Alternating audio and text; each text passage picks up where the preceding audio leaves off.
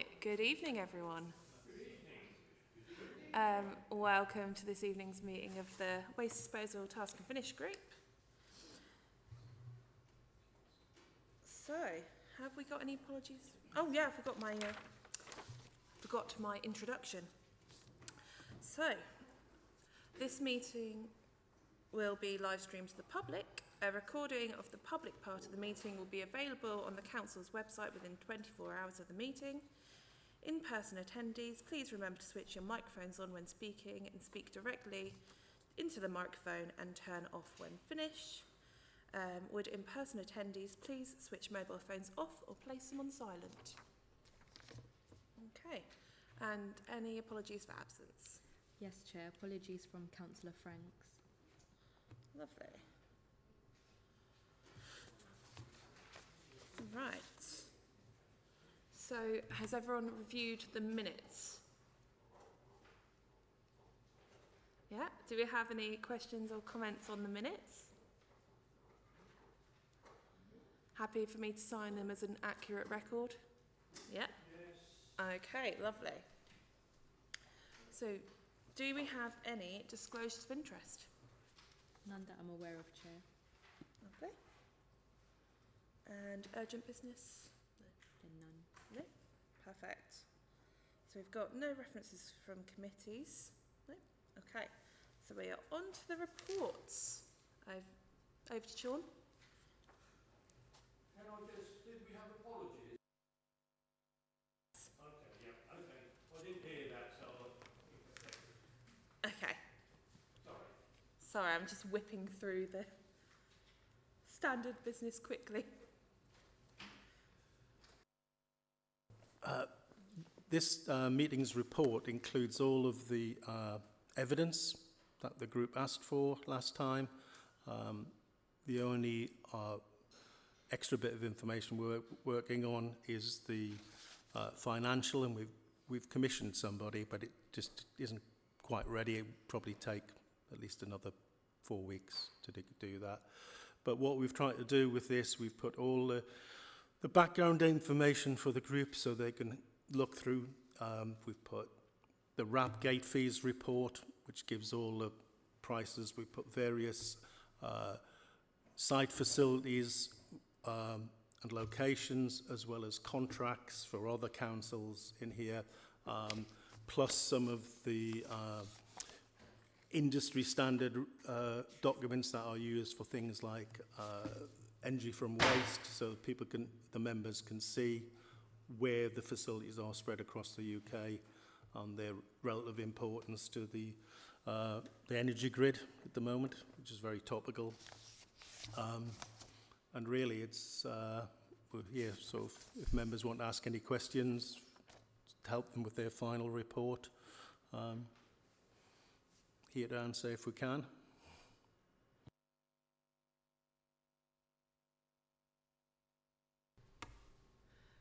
Right. So, first off, do we have any questions or comments on the report before you? Yes, please. Just to clarify, because there's so many numbers that are in the report. Mostly, we've been really looking at things like the energy to the waste to energy. In comparison with the other councils that are cited here in the report, how are we fixed in terms of the sort of contract we've got now, and what's your anticipation of where we may end up if we were to carry on and renew? Okay, our contract, like Councillor Young mentioned just before the meeting started, is based on a unitary rate, so it encompasses everything. There's no standard contract, certainly in England. Every council has a slightly different one. What we've focused on, certainly over the last 5 or 6 years, is trying to divert from landfill. So that's way down the waste hierarchy. So energy from waste, where we can't prevent it or recycle it, has been the route we've tried to do. And with landfill tax at £98.60, and the government put that up by CPI every year. You try to get everything underneath that so that there is some saving, even if you've got to dispose of materials. Our contract also includes haulage, the man/women power, all the maintenance, so that's why it's a unitary contract. We just pay one rate. Some contracts have separate disposal. Some of our neighbours have what's called direct delivery, so they go off to landfill sites and recycling facilities. We have a transfer station at Kingsway, which the council owns, so it's a very good asset to have. We have 2 civic amenity sites, again, which the council owns. So geographically, we've got 3 good facilities in a tight urban area. So that's what we would always compare ourselves against another urban area, not necessarily London, but some other areas rather than, say, Central Beds and Bedford, where mileage is a big factor. In Luton, it's time and congestion for our collection fleets. So all of those things need to be fed into whatever type of contract we have, so that we don't have an unintended consequence of having cheaper disposal but more expensive collections. So hopefully that answers some of your question. On the waste to energy, how much do we currently pay compared with the other local authorities that are quoted in the report? Some of that is obviously commercially sensitive, but I would say we pay below the median. Certainly we pay less than the landfill tax rate, which includes the haulage as well.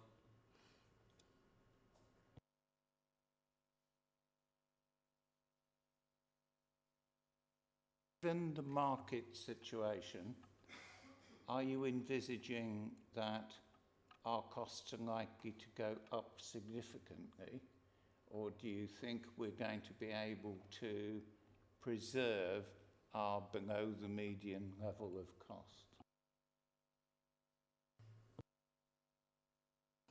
It's a bit of crystal ball gazing, but some of that is within our powers, because the scope of the contract, what we want to include as a determining factor. With CPI and RPI at 9%, I think we, like most large contracts that councils and businesses have, will have a challenge to keep it down.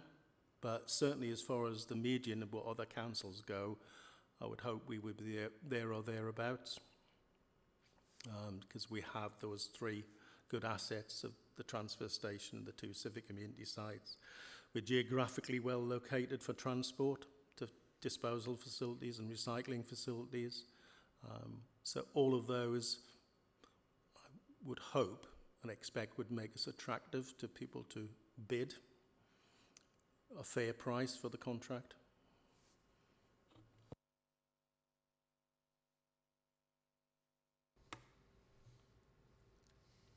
Go on.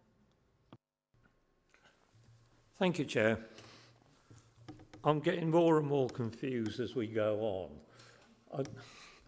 I can't see where we're going. When I signed up for this, I thought we would be discussing the best way to get rid of our waste. We would be comparing burning to burying to recycling and things like this, making sure that when we send stuff to recycling, it doesn't end up in some third world country on an open bonfire or tipped into a river. And all what I'm seeing is loads of facts and figures, which I must admit tend to wash over me. And we're not really what I would consider looking at nitty-gritty, what we should be looking for in the next contract, that we're making sure that our waste is disposed of economically, environmentally friendly way, and nobody's going to be exploited at the end of the day. And we're not sort of heading in anything like that direction. or was it never going to be like that? If I just go back to the facts and figures, that's why we've tried to supply you with so much about materials recycling for EFW, landfill, so that you've got all the information. As far as responsible management of the waste, our current contract and future contracts will have that at its heart. So whether that's energy from waste, or ideally waste reduction as a town, or recycling, they will always have that focus on ensuring everything is sustainable and legal. I think that's a key thing. So where there's no market in the UK, and the market in the UK is pretty good, it will always be through parties that we can track, use the Environment Agency to see where materials go. But coming back to your question about the environmental side, some of that feeds back into what we collect, when we collect it, and what residents put in their receptacles. So there's a lot of work goes into that on our collection side, on the education side, on the comms side. What we give to any contractor, they will only do with it as we instruct. So if we want EFW, they'll put in an EFW price and things like that. As far as recycling goes, they're usually seeking out the best market, the best price. So at the moment, there's quite a bit of demand for plastic, but very little demand for paper. So luckily, as a society, we've moved away from a lot of newspapers and the like. So it's very much a dynamic thing, which for the materials we receive, we work with our contractor, and the contractor works with the market to get the best possible rate, but also sustainable rate. They don't want a high peak one month and then a peak going down. So at the moment, they're speaking to us about recycling mattresses. They've found somebody who's going to trial it for 6 months. And that's the way you've got to build up that market, to see what's out there and deal with particular waste streams, because not every waste stream is the same, including things like the clinical waste, you know, the street sweepings we try and recycle, things like that. So you're constantly working with your contractors and the contract itself to get the best and push a bit more.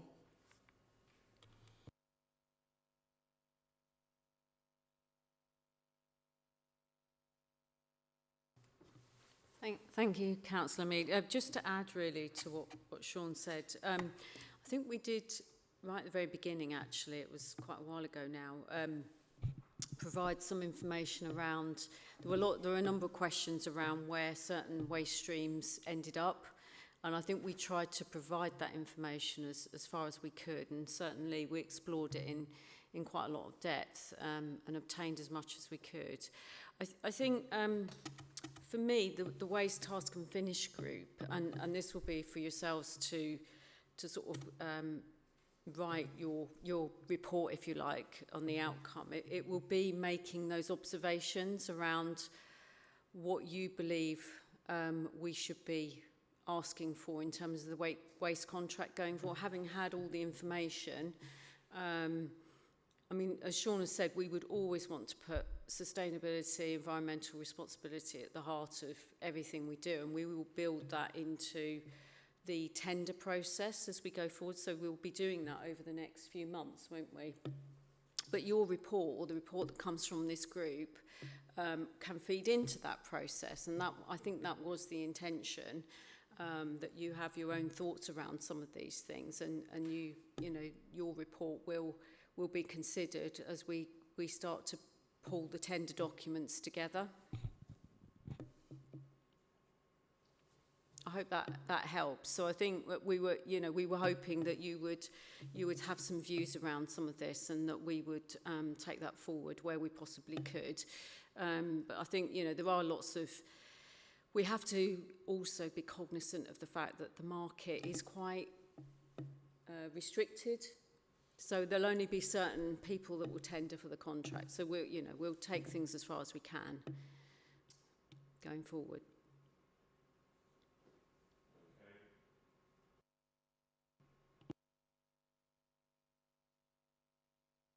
Right.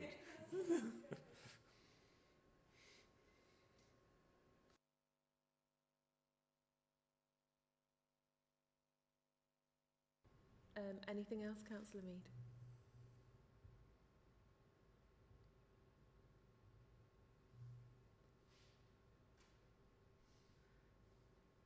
No? Anyone else? Go ahead. The one thing we don't seem to have mentioned is green waste. Is that a significant part of our collections?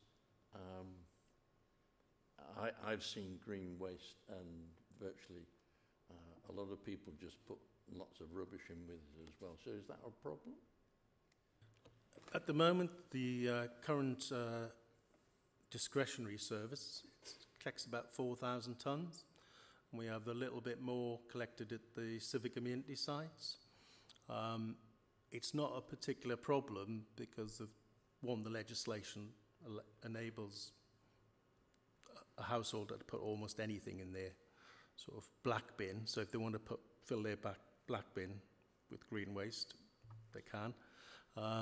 But no, as far as fly tipping and that sort of thing for green waste, we've got no noticeable reports. The civic amenity sites are still free for residents to take, reasonable quantities, and we get some regulars who come along to the sites. But I think they have about 20,000 customers on the round now, so it's quite a reasonable take-up for probably the 60,000 households who could have a separate garden. So it doesn't present a problem for the disposal at the moment. And is it self-financing? Yeah, the charging, yes, yeah. They have up to 3 crews, I think, working on it for the peak.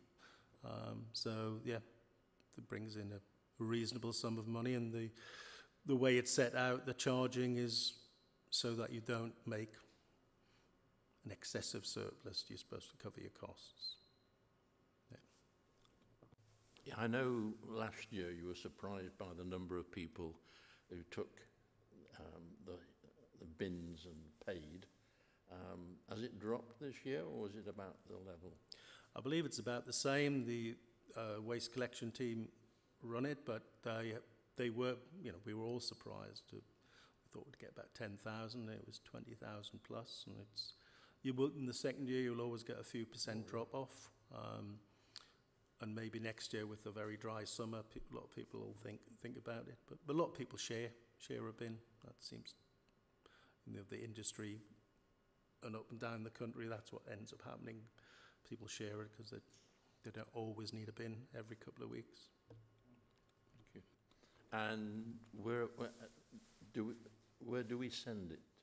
It goes to on-farm facility at Bartonley Clay, where it's maturated and turned, and then it's then stored for a further 10 months to become high quality, and then it's ploughed back into as a fertiliser replacement on the farm. So it's an on-farm use, which is very good. So you get a lot of reduction, but ourselves and Central Beds use the same facility.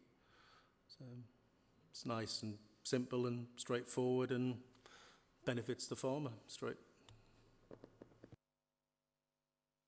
Well, it's great to know that at least one thing is simple and straightforward.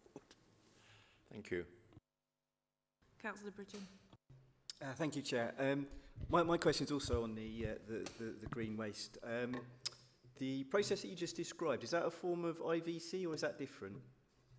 No, this is sort of just straightforward composting as you would do at home, but on a large scale. So it's open windrow. Occasionally the farmer will put a sheet over it towards the end, especially if it's very dry, so to keep the temperature up. that other process is effectively a forced digestion. And so based on, I guess, trends of green waste, if you've got trends, is the current method of green waste disposal, is it should we say, viable for the longer term? It's viable under the current legislation. It's also the closest. It's just under 5 miles from Kingsway. Higher technology sites, probably 20 miles away, are the closest. So they're more suitable for things like food waste, which is their primary feedstock. So, yeah, it's a very good, very straightforward way of dealing with the volumes of waste we have on garden.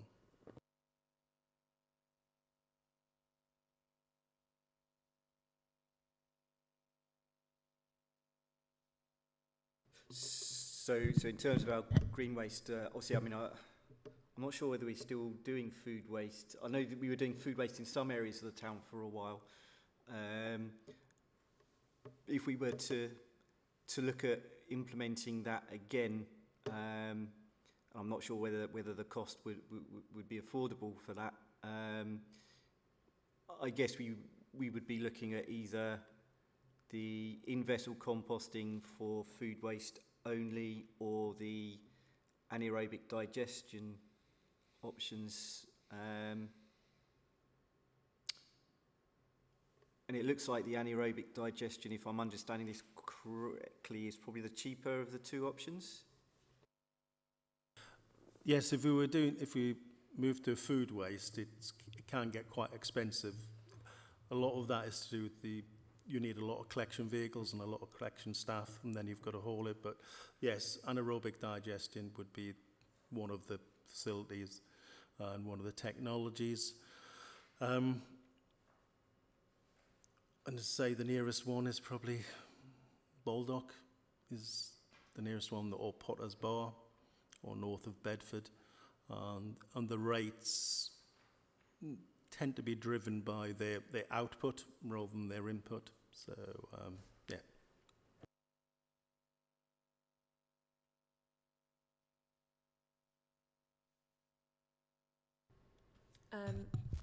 In terms of food waste, would I be right in saying really we should be waiting for the government's proposals? Yes, it would. I mean, we are led to believe it would fall under new burdens legislation, so which would be a significant cash cost, budget cost to any councillor who took it on and didn't wait for that. But also, it's not only just the cost. We need some clarity on that. The government isn't going to change their mind in 3 to 5 years, which has happened over the last few years. So if you're going to bring it in, you want to know with some certainty that the new burdens is going to stay, but also the legislation is not then going to put another imposition on you in 3 years' time to do something else, because we've got to buy the vehicles for one thing, ideally EV, or some carbon neutral fuel, and they take 18 months. The lead-in time is what we've been quoted on virtually every vehicle we're sort of proposing to purchase for the fleet.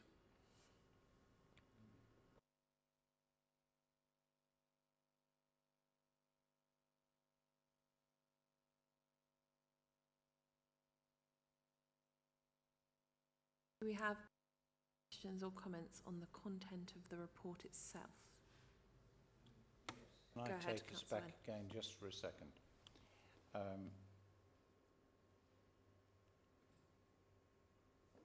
When we started this group,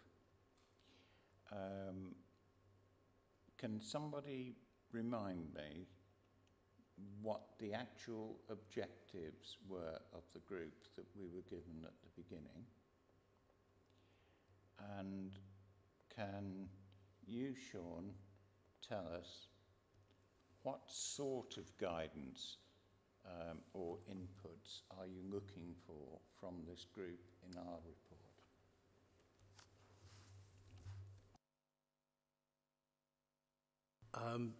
The original setting up the group had a number of questions proposed for officers to respond to. I think I'm pretty sure we've answered all of those. And then there were some follow-up questions from the EFW visit and other queries that came along. As far as the output of the group for us, it's been helpful having to answer a lot of those questions, because sometimes you, if you're in the business or the industry, you take things for granted, and having to explain them is very good. It forces you to reassess a lot of things, and you saw from the EFW visit, our current contract FCC answered a lot of questions there, which for them, they probably thought they were the day-to-day. But as far as this group, you've asked a lot, and we provided it. Whether our expectation was more contractual or otherwise, that you start getting into the deeper depths of procurement, and I think that probably is a path you could keep on going for years, to be honest. From my point of view, a lot of your questions have forced us to dig up answers. So that's been very good. I suppose I'll turn it round to you and say, what else do you want from us, or what did you want from us as far as your expectations?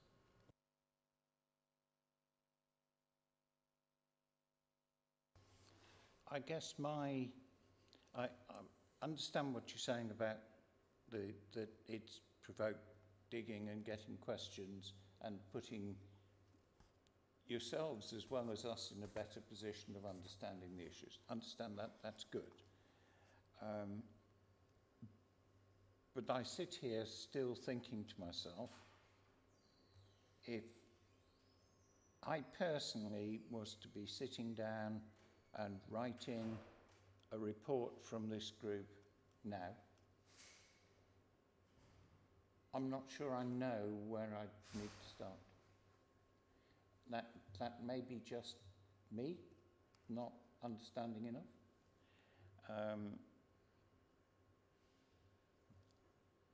But I sort of don't know what aspects of our considerations you want to have come into you as an input into the next stage of your process.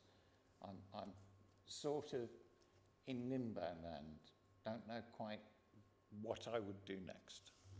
Perhaps you do, Chair, but I don't.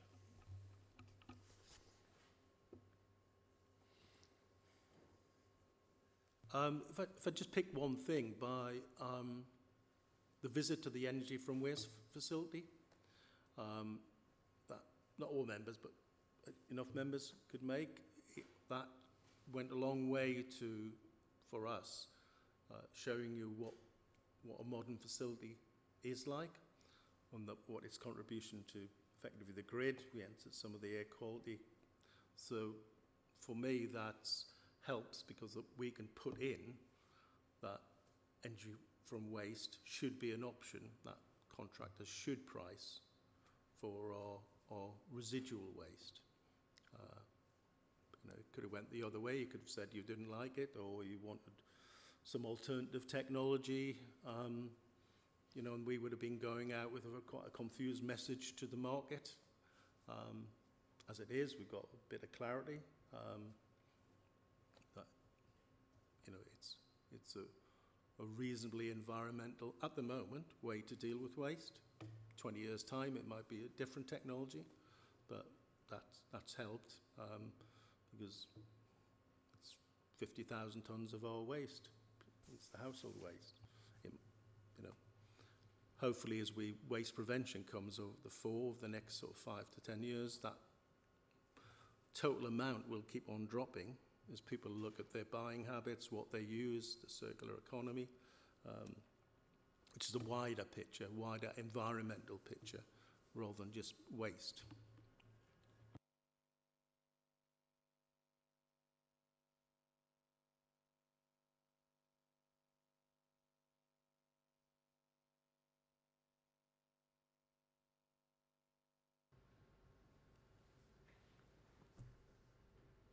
Do we have any more questions or comments specifically on what's laid before us? Okay.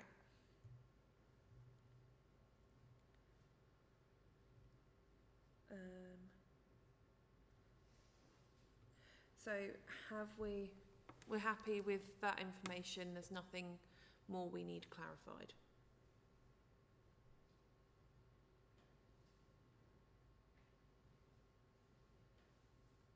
I'll take that as a yes. Sorry, Sue, go ahead. Chair, I don't know if it'd be helpful. We've got some dates now we're working to in terms of OSB and executive. So we've got the 24th of October as the dates we're aiming for, and executive on the 7th of November. Sorry, 24th of October for OSB and the 7th of November. So, because we talked a little bit about timescales last meeting, I think, and how this would all come together. And I think we agreed that we would put the dates back so that it give the Task and Finish group time to write their report. We could then feed into the OSB report and take things forward from there. I just thought that might be helpful, just so you know what the timescales are.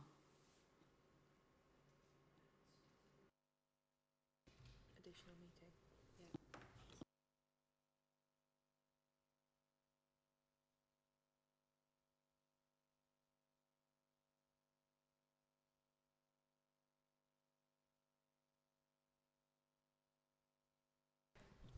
Yeah, Sue, that is helpful.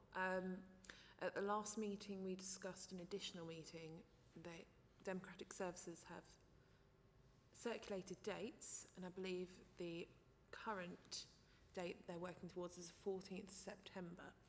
Do members still feel like we need that additional meeting to discuss this report?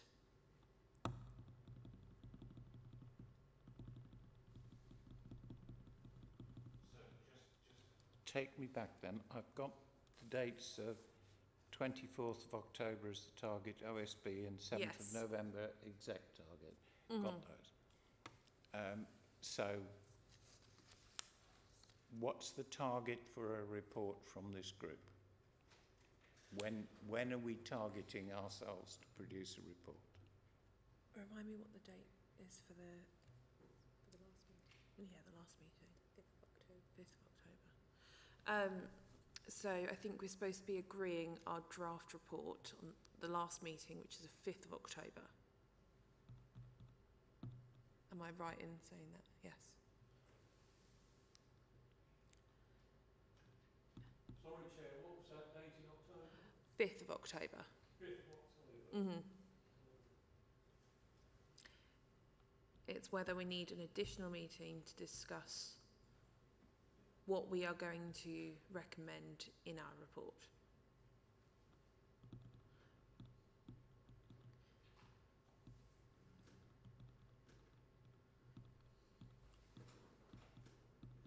Okay, let me go back again then.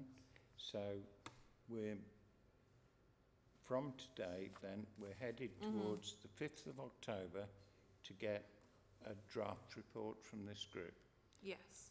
What is the process that will be used to get us from where we are today to a draft report? What is the process?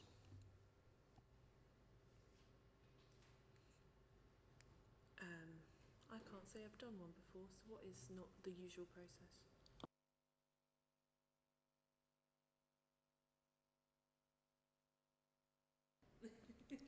Right, so at this stage you'll be drawing your conclusions and coming to the end of the process. So you'll need, all your recommendations will need to be evidence-based from what you've heard over the duration of the task and finish group.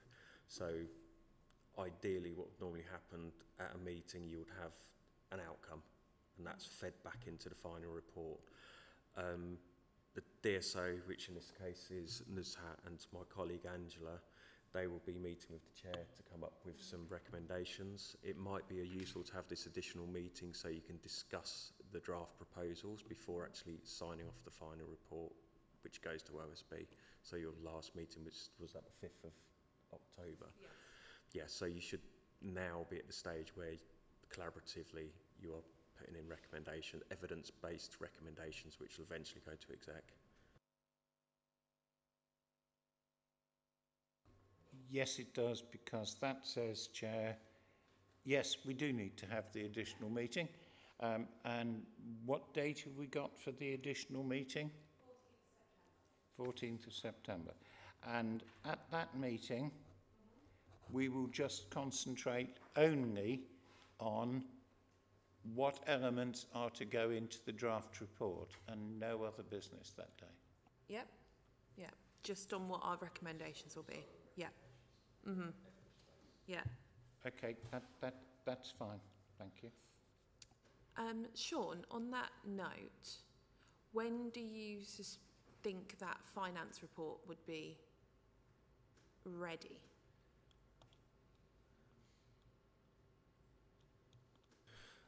We've commissioned the report, but with holidays on both our side and consultants, probably, so not for the 14th of September. It's probably going to be the end of September at the earliest, I think. Yeah. Councillor Wynne, go on. On this meeting at the 14th, it sounds like we're going to have a bit of a discussion.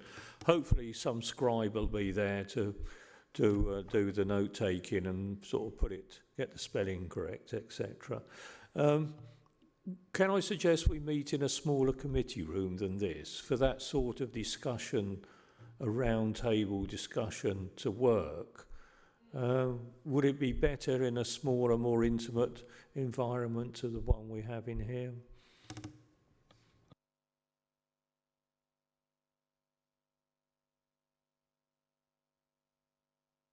I think while that is a nice idea, because it's live streamed, we can only live stream from this room. Yeah?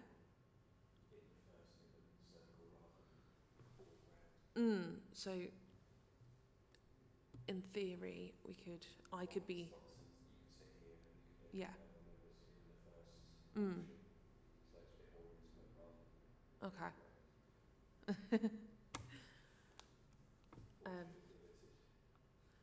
Yeah, I think I've got the gist. You got the gist. Maybe meet in the centre there and... Yeah, like these 4 seats and sit down the front, so we're a little bit more. Yeah. Okay.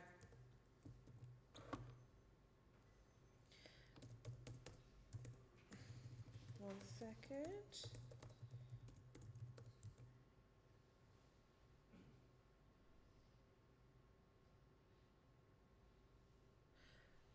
So, do we require any more information for when we are drilling down on those recommendations at the next meeting? No. Okay, so we think we've got enough information. Okay, perfect. So if we are, sorry.